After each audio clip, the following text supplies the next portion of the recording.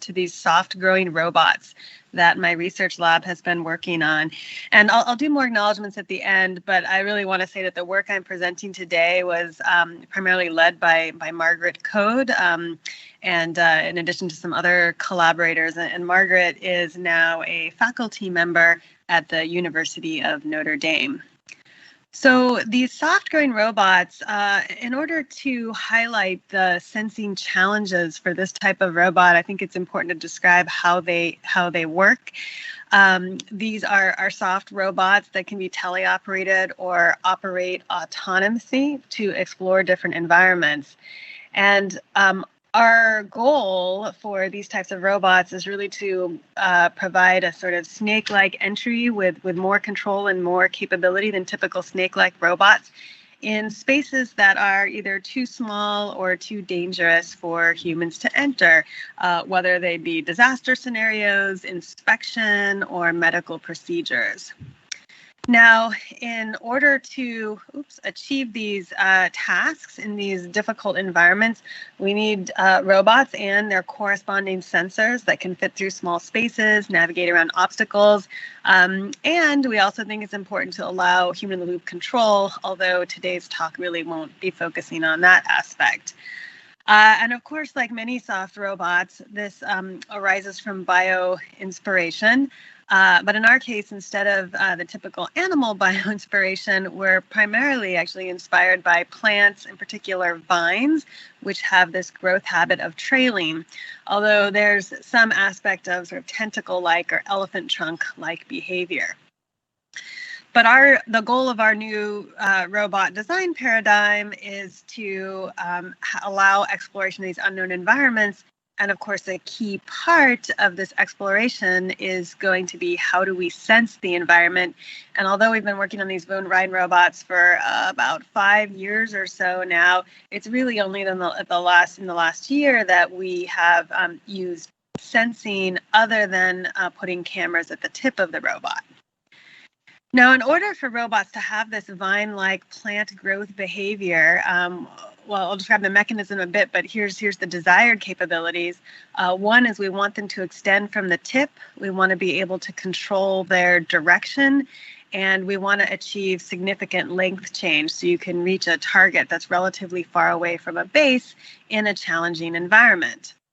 And by having a robot that is soft, it can navigate more confined spaces with ease. It can squish down, and this is enabled by basic pneumatic actuation.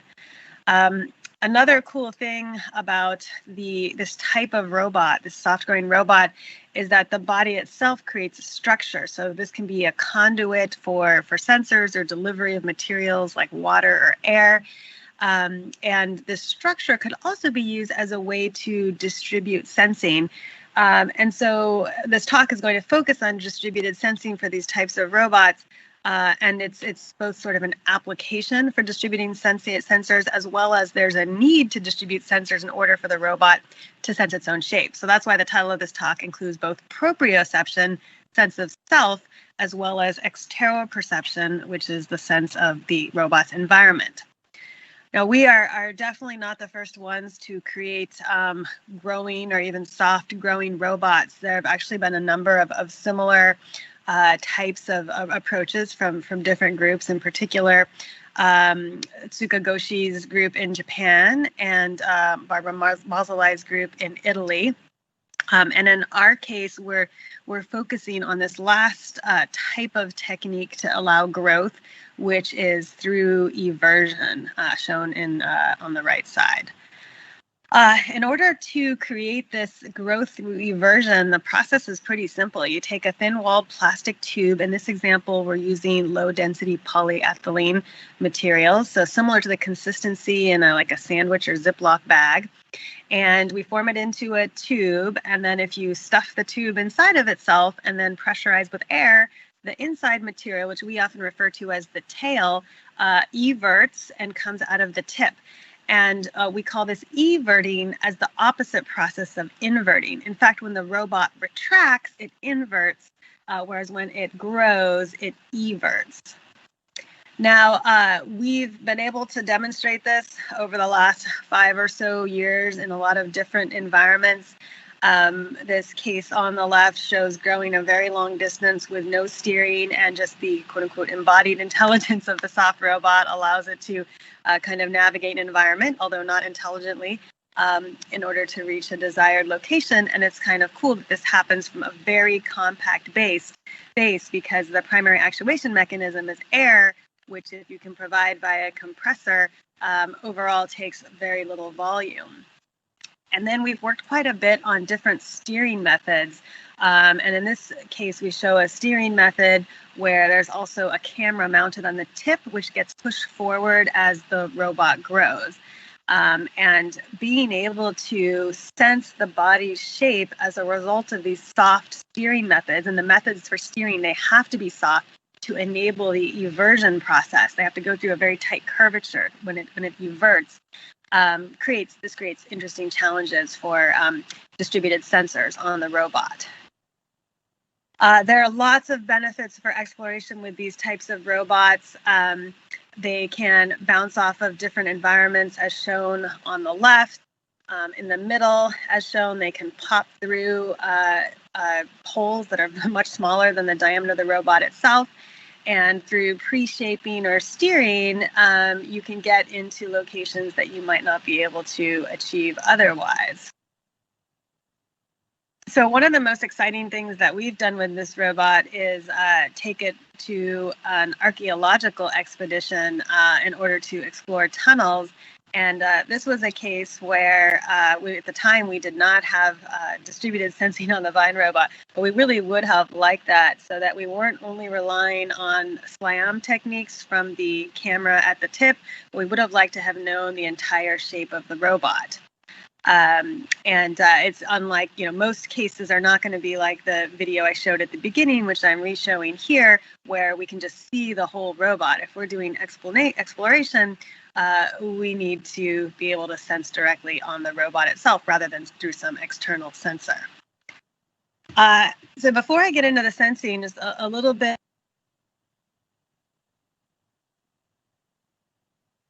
different versions, but here's one that has the basics.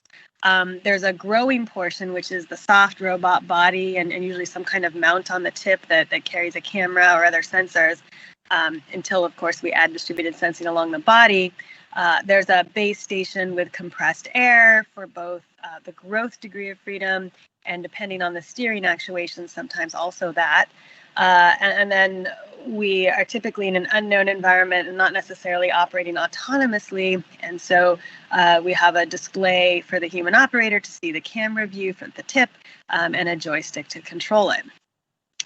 In terms of steering, there are a lot of different methods of steering, but it's useful to describe one of them in particular, which is using these series pouch motors, where we have a series of heat seals along a long pouch that goes along the entire body of the robot. And there's still gaps between these seals in order to allow airflow. And the idea is that when you apply air pressure to this series pouch motor, you get a change in length as the pouches expand in terms of their width. And this allows the kind of curvature that you see here if you mount these series pouch motors on top of the main body of the soft-growing robot. So any sensors that get added to the system sort of have to be compatible with whatever type of actuation, including this one that we add onto the soft-growing robot. So the main research question I'll be addressing in this talk is how can we sense the robots and the environment and the robot's own shape?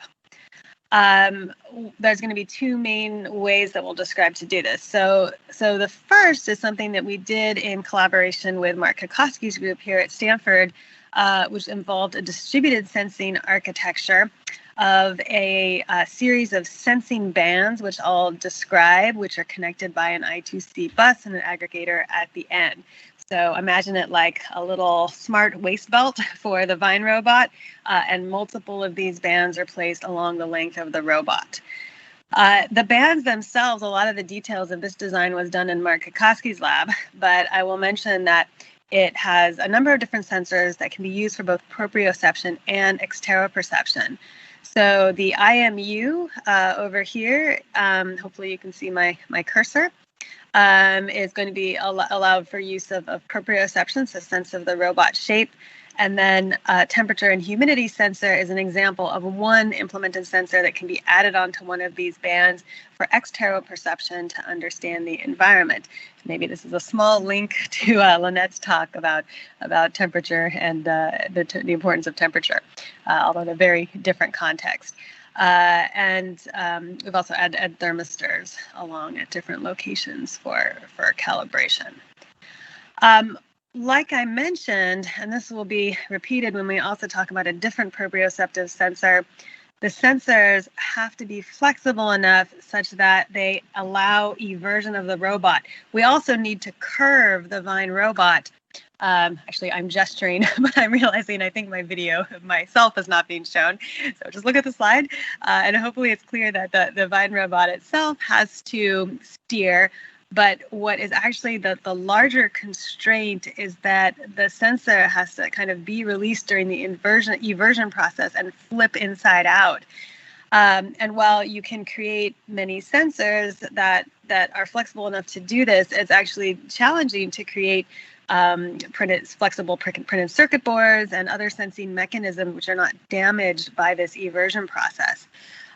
So the students on this project came up with a really clever kind of protective circuit laminate system. We called it an armor, which has a minimum curvature that it achieves, which is enough to survive, to allow the eversion process, but protects the PCB from being damaged.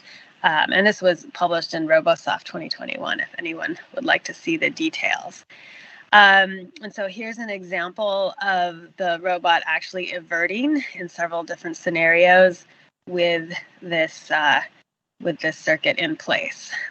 You can see the little belt at different locations along the Vine robot, and you can see it flipping inside out as it survives the robot eversion process. So we've demonstrated a few things with this robot, and first I'll start with the exteroperception.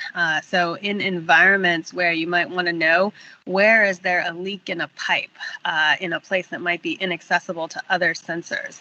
So in this video, it showed an example of the robot growing along these pipes and then at different locations sensing the humidity as well as the temperature. So there's a thermistor and humidity reading, and you can see at a particular band after full growth, although this could be done during growth as well, you see a location which has higher temperature as well as a change in humidity, which provides information about the environment. For the proprioception component of this, we are using these IMUs, where these inertial measurement units are each placed on a band. We had key questions here about how close did the spacing between the bands have to be to have a reasonable measurement of the shape of the robot. And the details of this are in our paper, but we created a shape reconstruction model that would help us figure out what is a reasonable placing in terms of distribution of these sensors. And then based on that model, we performed some real-time shape reconstruction with the bands a few inches apart. So in this case, it's kind of interesting. You can see how the bands or some of them are inside the robot itself, so you can kind of see as it unfolds itself how the shape reconstruction captures that. I will say in the examples here where we don't have the active steering, but what we have done is we have pre-bent the robot by essentially taping and shaping the plastic to create a sharp bend in specific locations in order to validate the sensing needs. And you can see that that is not perfect, but it definitely follows the general shape of the robot. We did measure shape reconstruction accuracy, and a particular application of this that we were interested in was not one where the robot was necessarily pre-shaped by its own construction, but rather, because we would know that in advance, of course, but rather we wanted to know what happens when the environment shapes the robot such that we can learn about that environment. So in this case, we compared ground truth through an external camera to the estimate provided by our shape sensing algorithm with these distributed IMUs. And you can see the comparison as the Vine robot is constrained to follow this curved path and then hit the environment and bend in different ways. These bends are being enforced by the environment, and there would be no way to know that the robot was being forced into this shape unless you had this type of sensing. And you can see that while not perfect, again, it has a reasonable calculation of the robot shape. In fact, we got over 107 centimeters of total length, less than 9 centimeters of error, which is approximately 10%. So another example of 3D shape reconstruction in an environment where you might not be able to have access to see the robot and where it's located would be inside a pipe. So this also shows it can grow inside a pipe, and the pipe is actually, as you can see it popping out the end, the pipe actually has a slightly smaller diameter than the Vine robot itself, and it still functions in order to allow us to sense the shape. So I'm going to switch now to one other type of sensing that I'll briefly describe, and that is doing proprioception, no longer with these bands, but now using fiber optics throughout the entire length of the robot. And we thought that this could be more accurate than distributed sensing via individual bands because we can actually interrogate the relative strain in 3 fibers that go along the entire length of the robot. And so this is placed on an everting robot. It's shown as follows. It goes along the outside of the material of the robot. And as the robot everts, this sensing bundle of fibers goes along with it. And with this, we got shape sensing accuracy, or I should say that the sensors themselves have a capability of shape sensing accuracy, which is supposed to be 1 to 2% of the length, just based on the fiber optic system itself. So it turned out that actually fabricating this type of sensing system for placement onto the soft robot, while not stretchable, of course, this is not an elastomer type soft robot, it still, like I mentioned earlier, has to be very flexible. And so we had to fabricate bundles and place them on the robot in a way that would function with the immersion process of the robot.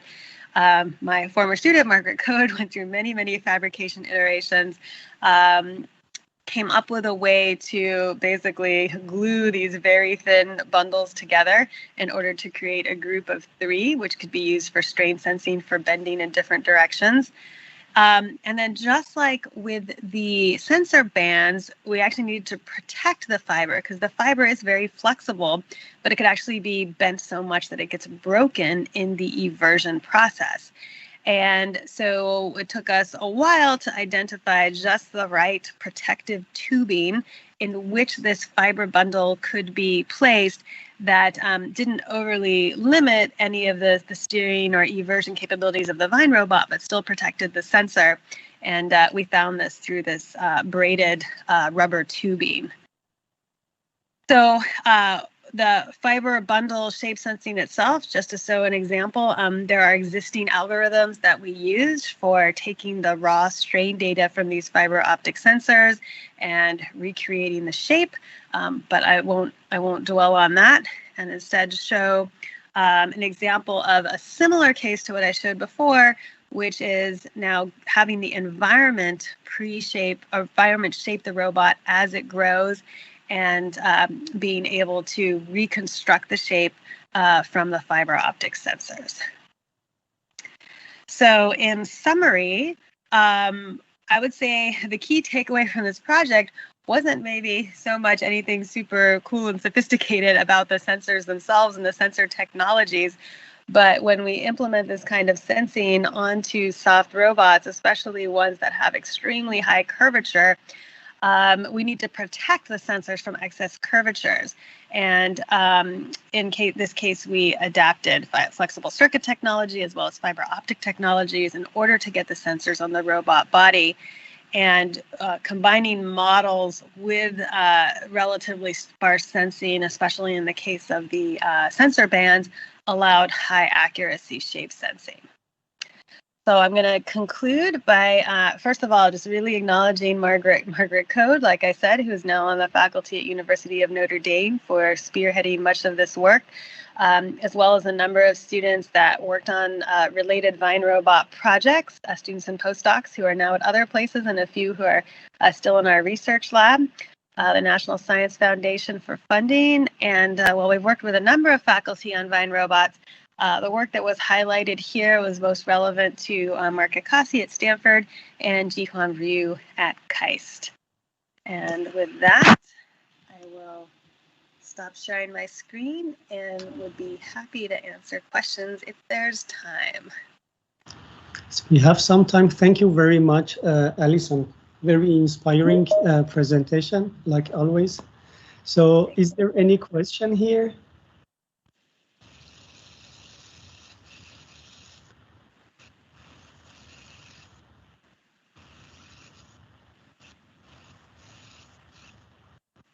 So don't try, you can ask your question.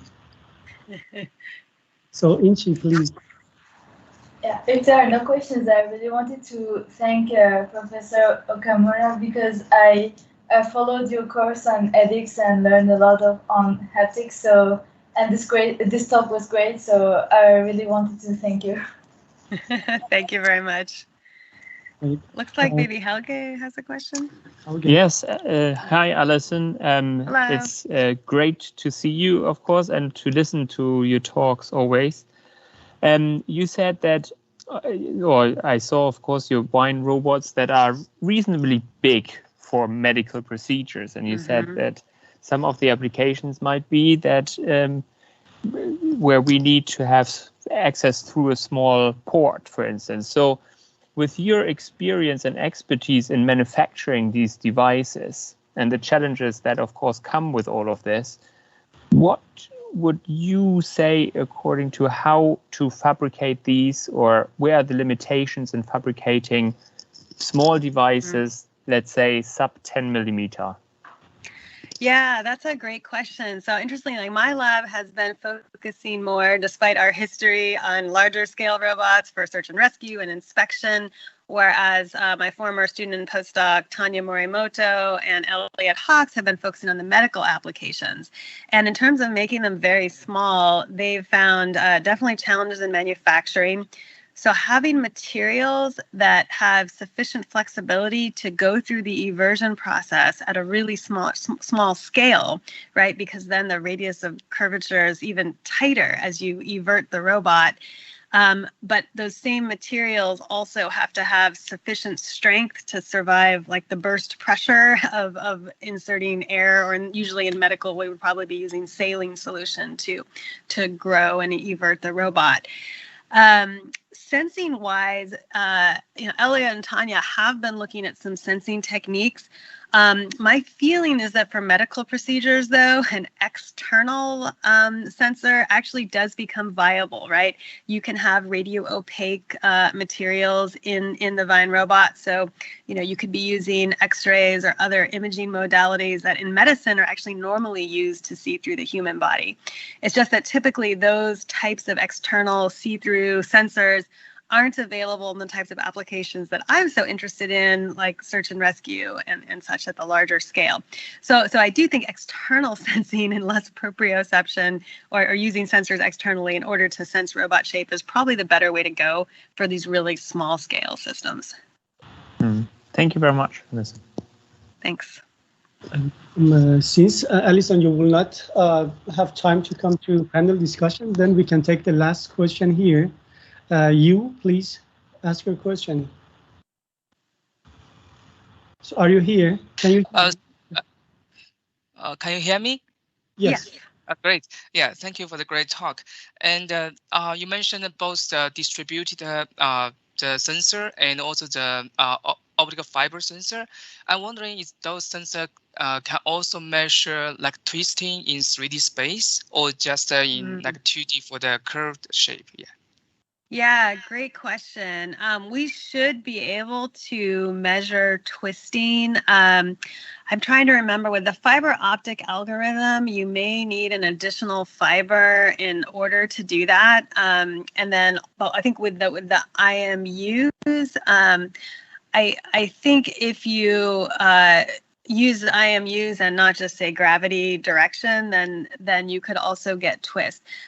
We haven't done that, and I actually do agree that that's a really important point, because while we are trying to fabricate these robots in a way that they don't twist, and they don't really twist in the images that I showed, when we make them much longer, of course they are going to twist. And so I agree that's something that we need to add to the sensing. Thank you. Thanks. Thank you very much, Allison. Okay, thank you for having me. So, Tapo, I think we should go